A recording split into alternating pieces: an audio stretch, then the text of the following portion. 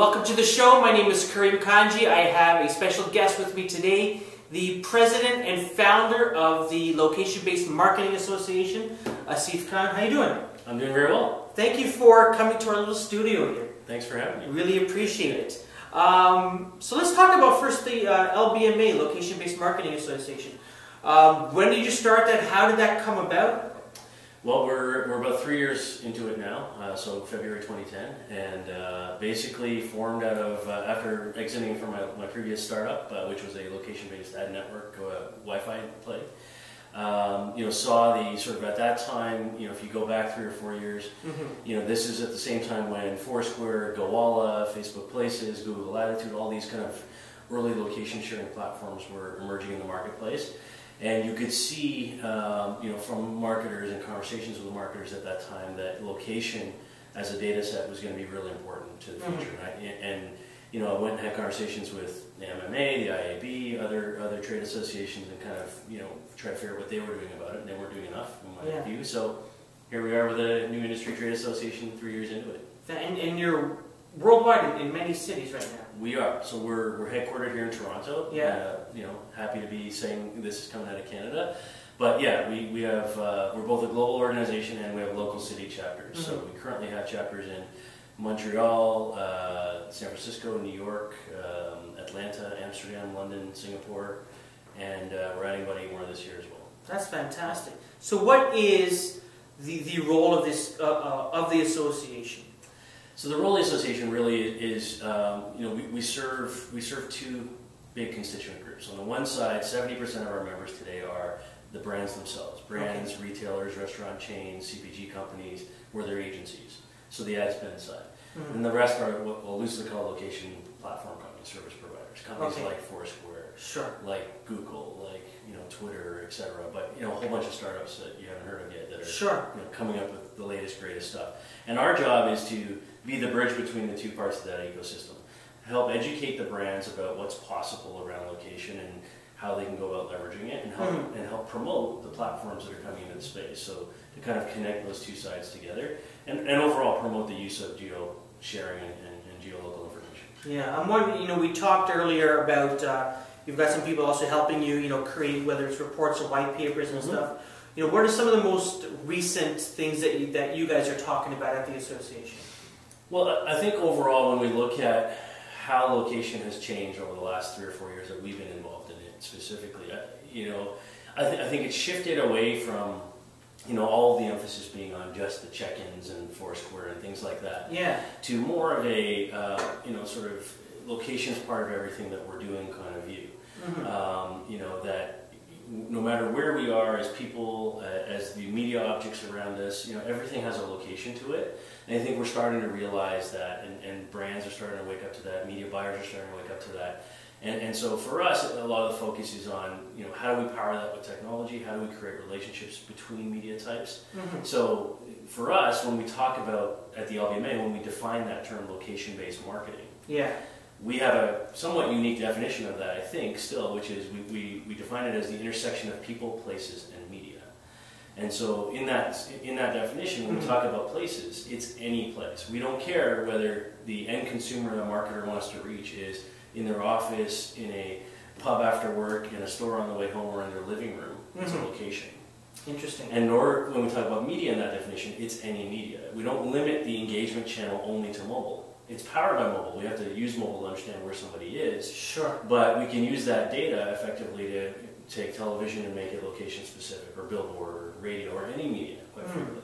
And that's very much reflected in our member base as well. We have, we're in Canada here, so we have guys like the CBC, we have Canada Post, we have, out-of-home companies like, CBS or Astral and folks like that. So it's crosses the gambit. That's very interesting, because you brought up something interesting in that people, places, media.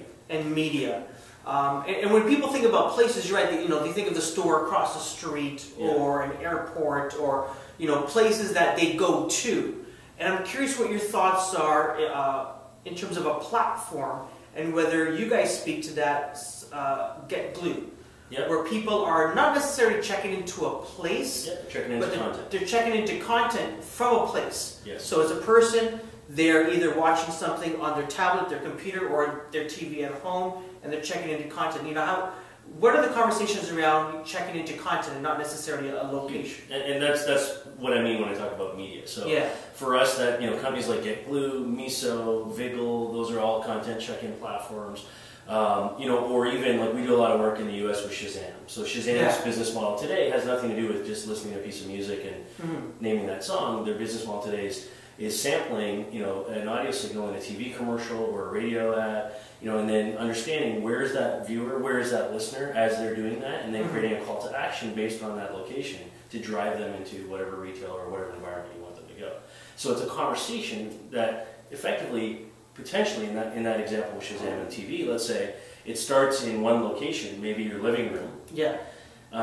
You know, and has a goal of moving you to a retail environment. You know, it starts in one medium, television, it moves to another medium, mobile, right? Yeah. So it's about transitions of mediums and transitions of places, right? That is really what encompasses all location-based marketing. Excellent.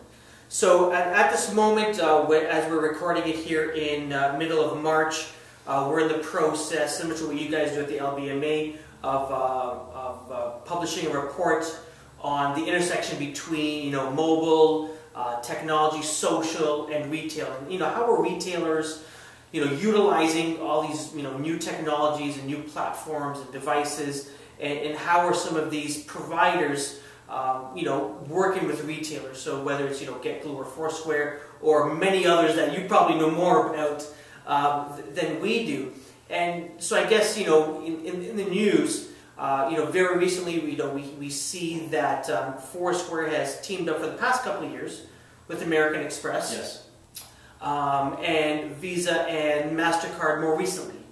And I'm very curious your thoughts on this sort of marriage between these two companies, and, you know, what are the implications for Foursquare? There was talk at the end of this year, beginning of this year, is Foursquare relevant anymore? You know, so what are the implications for Foursquare? Are retailers utilizing these platforms? Are there better things that they can be doing? I'd love your thoughts on that. So first of all, I think the marriage between a platform like Foursquare and a credit card company makes a lot of sense on several fronts. So one of the big challenges we've had over the last few years, as mobile couponing and offers and things like that have started to really sort of take shape, and consumers have, you know, because of platforms like Groupon, have really kind of, you know, been driven to this, you know, I'm always looking for the deal, I'm always looking for the discount, I'll never pay full price again kind of attitude. The problem with that is it's relatively easy for us to push a coupon or a barcode or something to a mobile device. Sure. Where it falls apart is on the other side, in the redemption side, because in many cases retailers have not upgraded their point of sale systems to be able to scan those barcodes effectively, or they have old equipment, or even something as simple as the frontline staff hasn't been trained properly on what to do when somebody shows up and says, "Hey, I got this." They don't. 20%. What is that? What does that mean, right? So there's these inefficiencies in the redemption side around these offers and these deals. And so the reason Foursquare and Amex teamed up originally, if we go back, or Twitter and Amex have done the same. That's right. You know, it is really around the streamlining of that redemption process, to take that inefficiency out. And so what happens is you take your Foursquare account if you're a Foursquare user, and if you have an Amex card, you affiliate those two things together offline before you get to the store or the restaurant or what have you. And if there happens to be a deal there for, say, 20% off your meal tonight at whatever restaurant, you don't have to check in on Foursquare. You don't have to, you know, show your phone. You don't have to do anything. Yeah. All you have to do is pay with your Amex card, and because those accounts are linked on your bill back end, the 20% just comes off.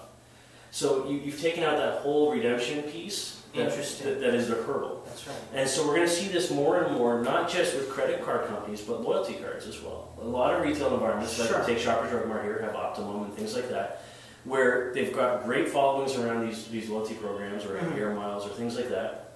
And so you're going to see these card-linked offers, you know, kind of really take shape as a way to push, you know, more usage, but also just make it easy and simple for the consumer and without that redemption problem.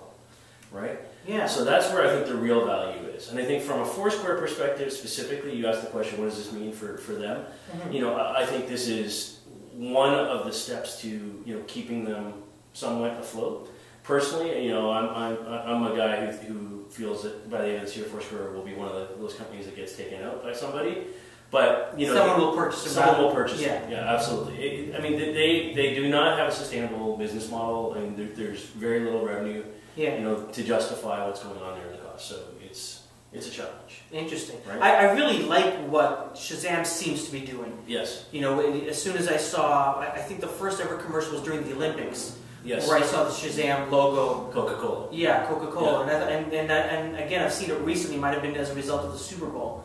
But I find that that makes more sense. Where someone will check it. Check to see what is that song playing, what is that tune, and then that leads them. Not just here's the artist and here's the song, but here's the campaign. But remember, it comes down to the reason that works so well is it comes down to numbers. I mean, what do brands care about? Reach and frequency, right? If you look at a platform like Foursquare, there's only 28 million people globally on that platform. Yeah. And if you just segment that down to Canada, you're probably talking about a couple million people, right? Sure. So that's a pretty small number for most brands to wake up and get excited about. You take an app like Shazam. Shazam's been out forever. Mm-hmm. Globally, there's 400 million users that have Shazam, right? I mean, most of us probably have had it or still have it, right? So, when you see that thing, you know what to do, right? Like you've seen, you're familiar with that. Absolutely. So I think there's reach there that also justifies that. And we're seeing it in Canada too. So there was an ad just recently on radio, Canadian radio here in Toronto for HBC. You're listening to just a radio ad for the Hudson's Bay Company, and Bonnie Brooks comes on and talks about whatever, and she says, hey, get your phone out and Shazam this thing right now, and all of a sudden you start getting content pushed to you based on where you are and how to get to the closest HBC store. That's very from radio. Yeah. Right. So the old medium. The old medium. Still effective medium. Still effective, and it hasn't gone anywhere. It's not going to go anywhere. And television's, because of things like Shazam and Get Glue and all this kind of stuff, that second screen is television's not going anywhere.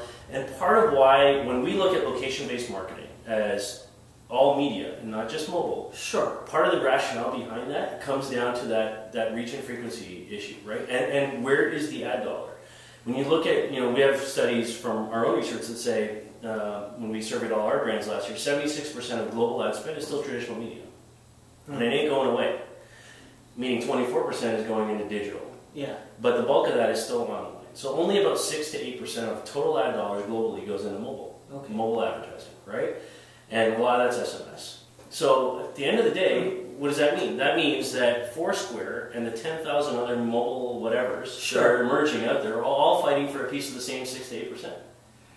So only a very few will actually be able to be successful on that. So what we tell a lot of these mobile companies who are doing location-based stuff is, look, don't go and try and build a platform if you're trying to monetize with ad dollars. Sure. Don't go and build a platform and go to a brand or an agency and try and pitch it on, we want you to do a campaign with us on this new mobile whatever. Go to them and tell them, look, this is a location-aware mobile something, and it helps us understand where people are relative to all this other media. So show them how they can use your mobile platform to actually affect what they're already spending on billboard or television or radio or something else. Because if you can have that conversation with a brand, all of a sudden the brand or the agency can go, oh, wait a second. If you can do that, then I don't have to take money out of that 6% budget. I can take it out of the big, huge billboard budget or television budget or something else over here, right? There's a lot more money becomes available when you're not pitching it as mobile only. Mobile only, yeah. More integrated. Yeah. That's very interesting. And I want to talk more about some of the more interesting and innovative things that you see around retailing and technology. But let's lead that off with, recently there was a conference here in Toronto called Dx3. Yeah. And I know you spoke there and you also spent some time there. What was the conversation that you had at your panel that you guys were talking about? Well, our panel specifically was looking at the relationship between mobile and retail. Okay. And so, I think that, we were looking at some of or what I was sharing was some of the trends that we were watching in terms of how location services intersect with retail. And I think there's really three big areas right now as the LBMA that we're seeing, significant pilots and significant trials going on a global scale. Sure. To a lesser extent in Canada, as everything always is. But on a global scale, three things we're watching is augmented reality, for sure, indoor location, indoor positioning technologies, and I would say geo-targeted SMS or push notifications. So, I think those three things collectively give retailers a very interesting and very powerful location-based tool set. So let's talk about those three in detail if we can. Let's talk about something that most people would take a look at and go, oh, that's old stuff, SMS. Yeah. Why is it still relevant? And number two, what are companies doing with that? What do you see the opportunities? Right. So in Canada, there's not a lot going on around geo-based SMS, right? Okay. So if we look to Europe, Asia, and now in the US just recently, both AT&T and Verizon have launched services around this. So the way geo-targeted SMS works is a carrier basically, because they're a carrier and you're a subscriber on their network, they know where your phone is all the time anyways, right? That's not an opt-in or app download or anything. No. They have to know, otherwise they can't bill you, right? So what they've started to do is they're basically, they understand the location, your location, by triangulating off of the cellular towers the position of where you are. They don't use GPS for that. They're using their own cellular towers to do that. And so what these guys have been able to do is build systems that that they reach out to various retailers and to brands and say, look, work with us. We'll build what's called a geofence, or draw a virtual boundary or radius around every one of your stores. And opted-in subscribers who are on our carrier network, as they come across into that inside that geofence, they'll get a push notification that says, hey, there's a special today at Starbucks, or at Canadian Tire or Marks and Spencer or whatever the store is. Okay. And it's all opt-in. And so what happens is a carrier like a Rogers would go, they don't do this, but they would go out to their customer base and they would say, hey, we've got this new geo-targeted thing. If you'd like to receive offers and alerts from us, opt into this. And usually the consumer will also have a lot of control to specify, I care about shoes, movies, and golf. Right? That's all I want to hear about. I don't want anything else. That's the only things I want to hear about. And so brands who've opted in on the other side can then do these kind of pushes. So I think that's a huge thing. And we've seen massive success with it, especially in the UK, for example. O2 does this. They're part of Telefonica. Yeah. O2 has roughly about 28 million customers on their network. They launched this summer of 2011. And by Christmas of 2011, they had roughly about 13, 14 million of their 28 had opted in. Wow. Huge traction. They're now at about almost 20 million. So that's a pretty big number of people who've said, yeah, we want this, and they're getting good results. And AT&T and Verizon, as I said, are just recently doing this in the US, and we're waiting for Canada to catch up and do that. So that's sort of the SMS part. And the interesting thing about SMS is why that works so well for a lot of brands is it comes down to that reach and frequency thing, right? Do I want a platform that works on every phone out there? Because it's not just smartphone. An SMS works on a regular phone. On any phone, right? Yeah. So I don't have to worry about did they download the app? Did they launch the app? Did they do this? Whatever. It's ubiquitous. It works. That's right. Right, and it's geo-based. You mentioned inside positioning. Yes. Huge market right now. It's been Forbes wrote an article recently describing indoor positioning or indoor location as the next $1 billion market. So just in North America alone, we have about a dozen or so companies that are in this space that are providing solutions. So what is that? That is, when you look at apps like Foursquare, they use GPS. Every smartphone has a GPS chip in it. That's how we know the location. When you get inside of a building like this, you got lots of walls and concrete and pillars and whatever. GPS tends to not work so well. So you need to augment or replace that with indoor positioning technologies using Wi-Fi or Bluetooth or ultrasound or some other way. And some of them can be very, very accurate. Like there are solutions in the marketplace today where you can walk into a grocery store, for example, and we can know exactly what aisle you're in, what display you're standing in front of, down to like a few feet. So you think about the relevance of that from a retailer's perspective. So now we're not just talking about pushing you an offer or coupon when you approach the store or even when you walk in the store. Now let's say you're in a grocery store and you're standing in front of the Coke display and you're normally a Pepsi drinker. Well, when you're actually standing in front of that display, that's when I'm going to push you $1 off a case of Coke. Right? The relevance of that when you're actually standing in front of the display is 100 times what it is when, if I sent you an email with an offer or I sent it to you, even as you approach the store. Yeah. When you're actually standing there and you can see the product, right? That's totally different, right? So indoor positioning is being used today for two ways. One is that kind of engagement model to affect a sale or transaction based on exact position. The other way is purely non-engagement based. It's more of a sort of back-end service for the retailers themselves to understand analytics, to understand foot traffic patterns, where people are walking, so that they can turn around and say to P&G, we used to charge you $10 a square foot for that shelf space there, now we're going to charge you $100 because we have data to back it up. Interesting. And so I'm curious, are there case studies or are there examples of brands, whether they're grocery stores or malls or whatever, that are using this? I wonder if you could talk about one or two maybe. Yeah, I mean, grocery chains, Mayer, Kroger in the U.S., they're all doing that kind of stuff right now. Best Buy, Target, Macy's, they're all doing indoor positioning at the moment in the U.S. We're seeing some of this in the U.K. as well. Tesco's doing a fair bit of that. Marks and Spencer is doing it. Now they're using it more to see where people go? No, they're, for the most part, the early guys were more around that engagement model, like I described, offers. The later round of platform now are more on the analytics side. So we're starting to see more of that kind of stuff emerge, right? That's very interesting. Yeah. And then augmented reality. Huge. The more science fiction-ish type of stuff, but things that, when I was at Dx3, there was at least two companies there that were talking about that sort of stuff. And you say, why is it huge and what's going on with that? I think it's huge because, at the end of the day, I think what augmented reality does is it satisfies, from a retailer's perspective, it satisfies, one of the key needs that they have right now. What are the key pain points? And that is, we've heard a lot about showrooming. We've heard a lot about, this whole, idea that people don't want to go to a store anymore. They're doing more transactions online. They're doing more transactions through mobile. They're doing, whatever, right? So we're seeing smaller footprint stores emerge. Okay. Less real estate, less cost. They got to reduce costs somehow.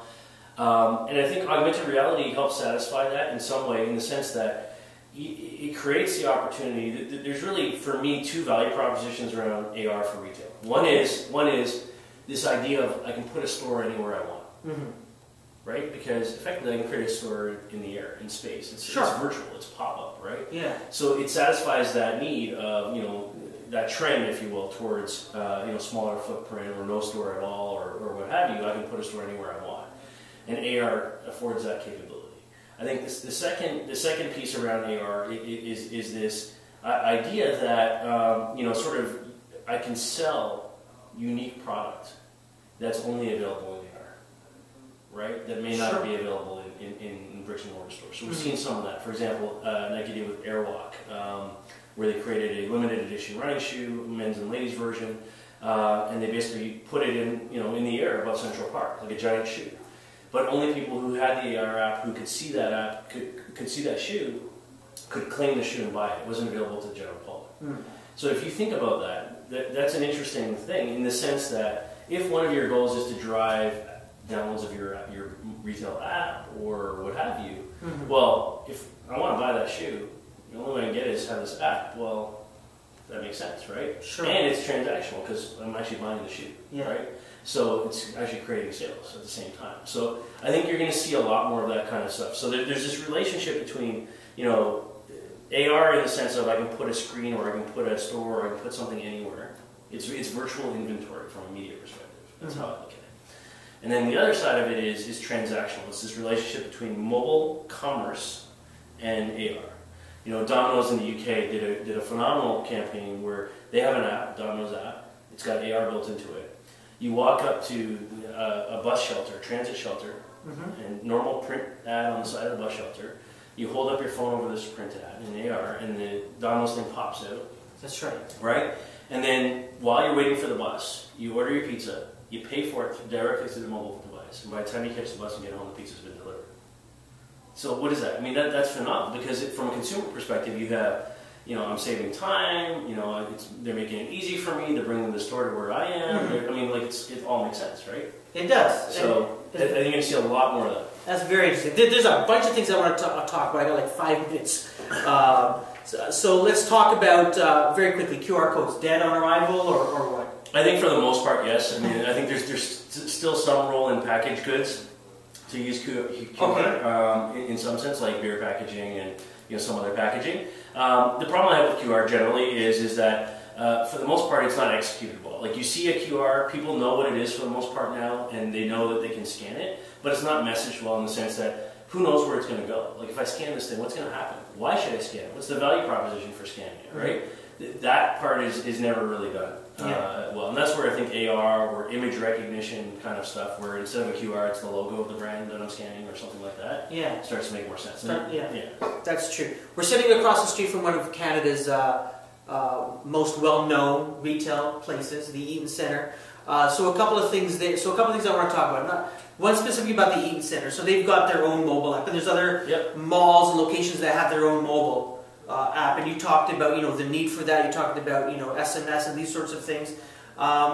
Your thoughts very quickly on specific apps for specific retailers. Value? Yes? No?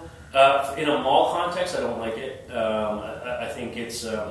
I think if you're going to do that, you should do it at least as a group of malls. This is Cadillac Fairview owns this mall. Yeah. They own several malls. Oxford Group owns several malls. So I think you should. It comes down to that reach and frequency thing. Like there's only a certain number of people who are going to be in this mall, but they may go to other malls, or they may want to engage with the retailer specifically in that mall. So I think it's a big investment to make for a very low number of potential downloads and users. Is how I look at that. Interesting. So I think you're better to go with SMS or Wi-Fi or Bluetooth or some other engagement model in a mall like that, where you can do much bigger numbers. Right? Sure. For example, there's on the SMS front, there's a platform that gets used by a lot of mall operators in the U.S. called Value Text, and it's exactly that kind of geo-targeted SMS within malls. They know where you are. It's managed by one. Yeah. With all these things you talked about, Nike, their augmented reality app. People going on e-commerce sites and ordering. What is the future of big box? What's the future of big box? Big box, huge malls. I think it comes down to this. What I talked about at the beginning. This kind of integration of media around locations. So the spend on traditional media is not going away. Mm-hmm. We're going to keep doing digital out of home. We're going to keep doing in-store audio. We're going to keep doing all kinds of stuff that we do in our stores. Sure. All kinds of in-store activation. And so I think what it has to come down to is the store has to be smart. It has to be aware of people coming and going and in it. So smart buildings, if you will, that are powered by indoor positioning or technologies like that. And then that becomes not just about engaging people, like I've described in the way it works today, but it becomes about how do I use that knowledge, that data. It's really about data. Location is just data. So when people ask me about location-based marketing, I tell them, look, it's not a platform. It's not like mobile or online or social or whatever. Like, it's not a platform. It's just data, right? And we have to look at it, and because it's just data, it works on any platform, any media, right? And so when you think about it that way, you can do things that start to tie, the knowledge of somebody being in the building to what you show on a screen. Yeah. Or what they're hearing on through the audio system, or what like you can tie all this stuff together. So one of our members is a company called Rockbot out of San Francisco, and they're for me one of the great examples of this kind of integrated view that we have. So the way Rockbot works, it's an app. It's like Foursquare. It's based on checking into a store. When they launched it, they did a pilot with the Gap in San Francisco. And what happened is you go into a Gap store, you check in, and what happened? You don't get a deal, you don't get an offer, you don't get anything like that. What you get to do is you get to take a piece of music from your own iTunes library and push it into the in-store audio system. So you get to hear the music you want while you're shopping. Right? It's the reinvention of the jukebox. I was going to say from your own, and it's very location specific. Yeah. And then there's a screen, digital screen on the wall, that is displaying that the song you're hearing right now is, Paint It Black by the Rolling Stones. It was picked by Karim. And if you'd like to get that song, download this app too. So what you have is mobile plus in-store audio system plus digital out of home, all coming together in a physical location, physical bricks and mortar retail location. You have full integration of media around location. Providing a personal experience. Providing a very personal experience. Yeah, you don't always have to give stuff away. Yeah. Just provide that experience. That is awesome. We could talk for long, and I know you're busy as well. You're flying out of town soon. I am, yeah. Where can people find out more information about the LBMA, and how can people connect with you digitally? Well, you can find us online, of course, at www.thelbma, so THELBMA.com, or you can follow us on Twitter at thelbma or at Asif, ASIFR, Khan, KHAN. Awesome. Thanks so much. I really appreciate you coming in. My name is Karim Kanji. Thank you guys so much for joining us. You can follow me on Twitter at Karim Kanji and go check us out online, thirdocean.com. Thank you for joining us. Bye-bye.